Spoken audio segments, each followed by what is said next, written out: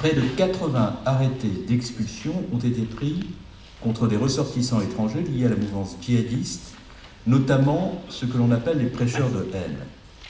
Par ailleurs, 201 interdictions administratives du territoire ont été délivrées à l'encontre d'étrangers dont la présence en France constituait une menace grave pour l'ordre public ou pour la sécurité intérieure.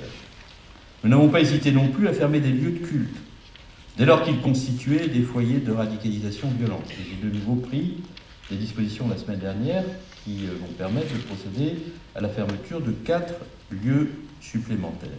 Une vingtaine de mosquées et de salles de prière radicalisées ont ainsi été fermées, notamment dans le cadre de l'état d'urgence, et d'autres dossiers, je le redis, sont actuellement en cours d'instruction.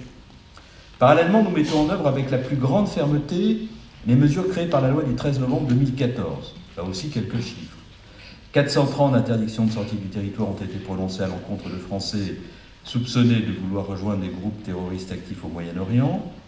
Les mesures de blocage administratif et de déréférencement des sites internet illicites sont également pleinement appliquées pour contrer l'apologie et la provocation au terrorisme, et par là même le recrutement sur le web. À ce jour, 54 sites internet ont ainsi fait l'objet d'une mesure de blocage pour de tels motifs, et 319 adresses électroniques ont été déréférencées par les moteurs de recherche. Dans le cadre de l'état d'urgence, nous avons également pris, depuis le 13 novembre dernier, des mesures d'une très grande fermeté pour déstabiliser durablement les filières de recrutement djihadiste et les milieux propices au développement de la radicalisation. À ce jour, plus de 4000 perquisitions administratives ont eu lieu.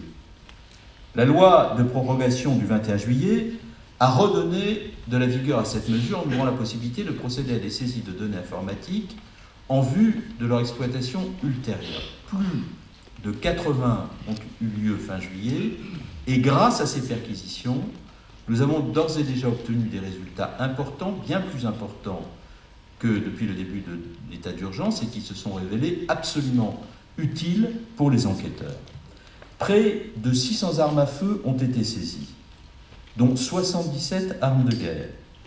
Près de 500 interpellations ont été réalisées, qui ont donné lieu à 426 gardes à vue. Concernant les assignations à résidence, 95 d'entre elles sont actuellement toujours en vigueur.